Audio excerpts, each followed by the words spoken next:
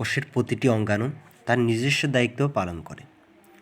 কিন্তু জানেন কি, গোলগি বডি হলো এমন একটি অঙ্গাণু যা কোষের প্রয়োজনীয় পদার্থগুলোকে প্যাকেটবন্দি করে। আসুন আজ গোলগি বডি সম্পর্কে বিস্তারিত জেনে নিই। গোলগি বডি হলো কোষের একটি অঙ্গাণু যা প্রোটিন এবং লিপিডকে প্রক্রিয়াজাত করে প্যাকেটবন্দি করে।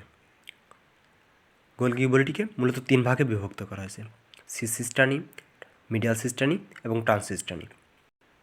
এবং গোলগি বডির কাজ হলো প্রোটিন এবং লিপিডের পরিবর্তন করা, প্যাকেজিং এবং পরিবহন করা, এবং এর অন্যতম একটি কাজ হচ্ছে লাইসোসোম তৈরি এবং শর্করার সংশ্লেষণ করা।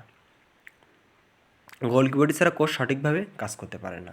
এটি প্রোটিন এবং লিপিডের প্রসেসিং করে পরিবহন নিশ্চিত করে। আশা করি আজকের এই ব্যাখ্যাটি আপনাদের জন্য সহজ এবং উপকারী হয়েছে। ভিডিওটি ভালো লাগলে লাইক দিন, শেয়ার করুন এবং আমাদের এই চ্যানেলটি সাবস্ক্রাইব করতে ভুলবেন না।